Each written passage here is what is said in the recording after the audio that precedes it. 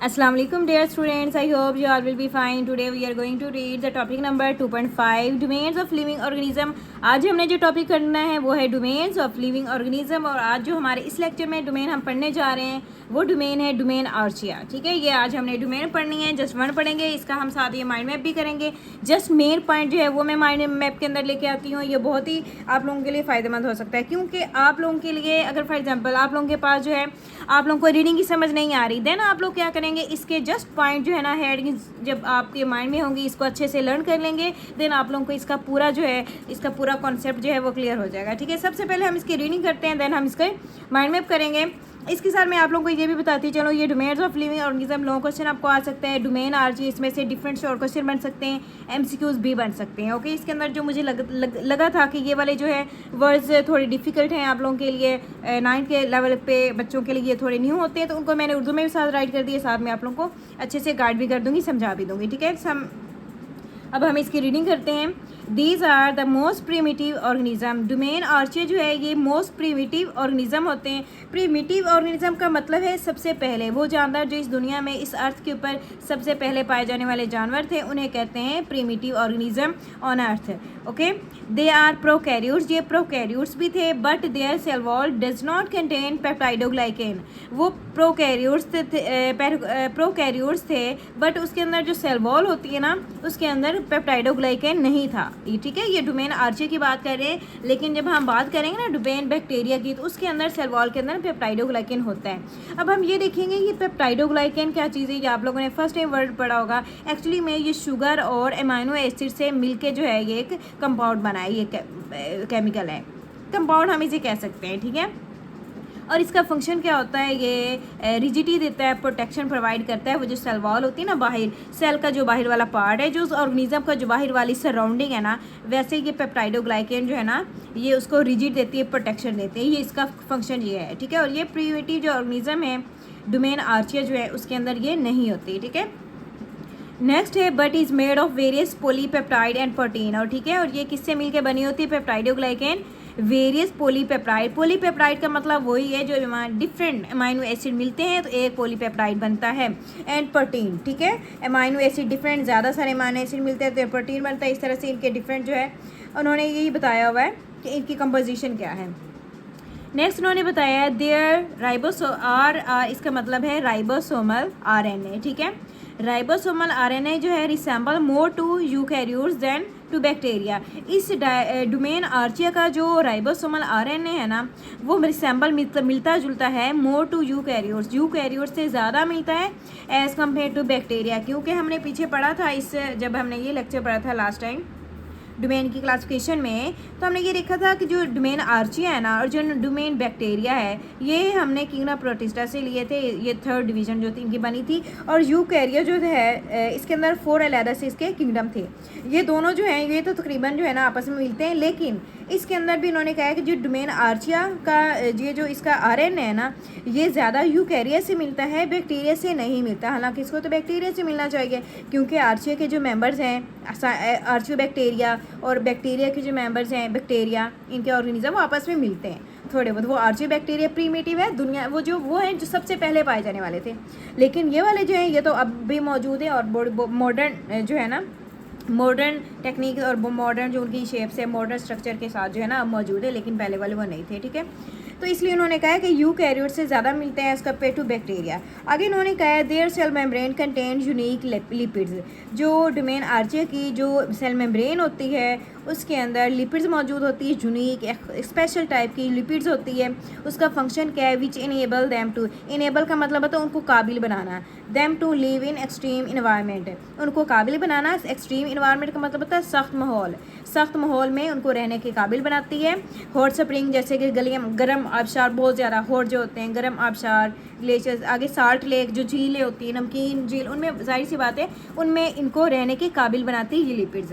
And acidic और alkaline solution, जो acidic का मतलब होता है तेजाबियत, जो तेजाबियत वाला पानी है, और अल्कलाइन वाला जो है।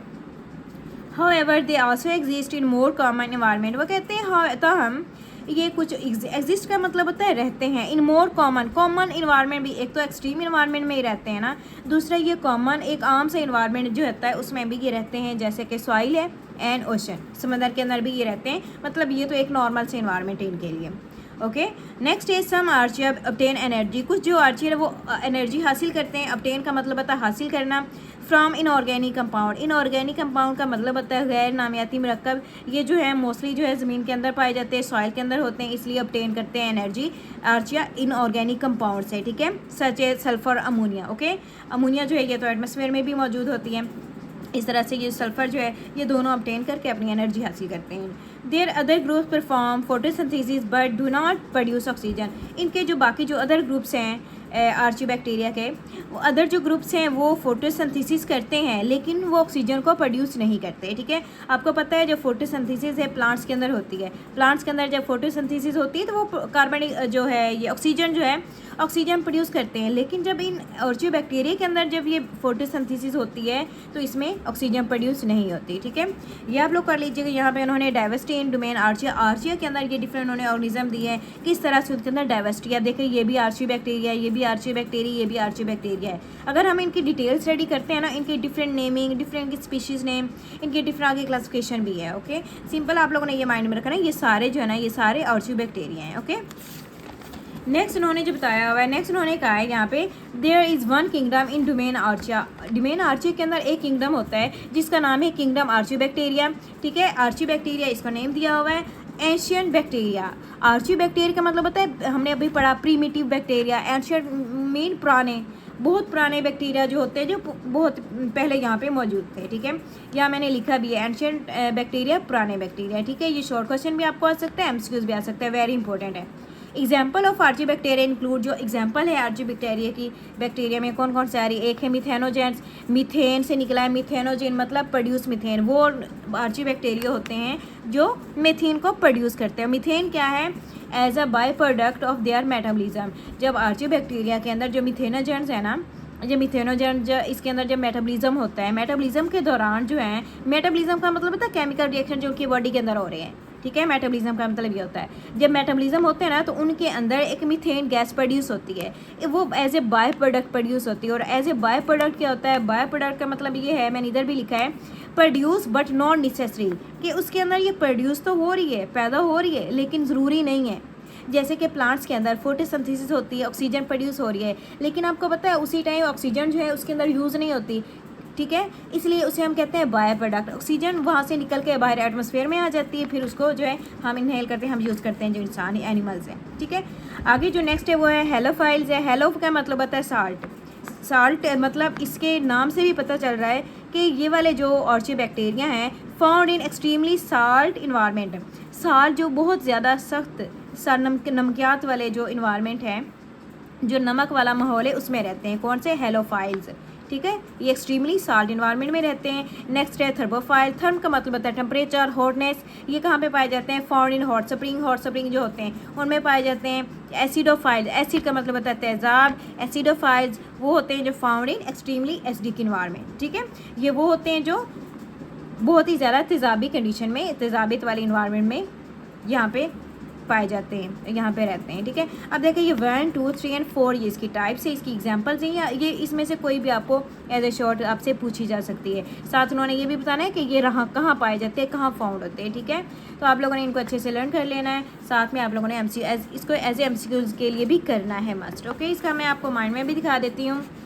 लास्ट टाइम तो हमने ये कर लिया था, ये बनना है 2.5 है, domains of living organism, characteristics of 3 domain. आपको इससे भी शॉर्ट क्वेश्चन आ सकता है, लॉन्ग क्वेश्चन भी आ सकता है कि what are the characteristics of the 3 domain, then you will write these all, okay, in main headings and in short way. अगर आपको जस्ट आता है कि जस्ट 1 डोमेन पे आप नोट करें तो आप में से कोई भी डोमेन राइट कर सकते हैं। अगर आपको वो कहते हैं कि आप सारे लिविंग ऑर्गेनिज्म के सारे तीनों डोमेन जो है ना वो राइट करें, देन आप लोग राइट करेंगे, लेकिन टू द पॉइंट शॉर्ट में राइट करेंगे। जो हमने अभी पढ़ा था, हमने अभी पढ़ा है डोमेन आर्चिया। इसमें देखें ये प्रीमिटिव होते हैं, यस होते हैं। प्रोकैरियोट्स का मतलब क्या है कि इसके अंदर जो सेल वॉल है, बट सेल वॉल है नो पेप्टाइडोग्लाइकेन, इसके अंदर जो सेल वॉल होती है उसके अंदर पेप्टाइडोग्लाइकेन नहीं होता।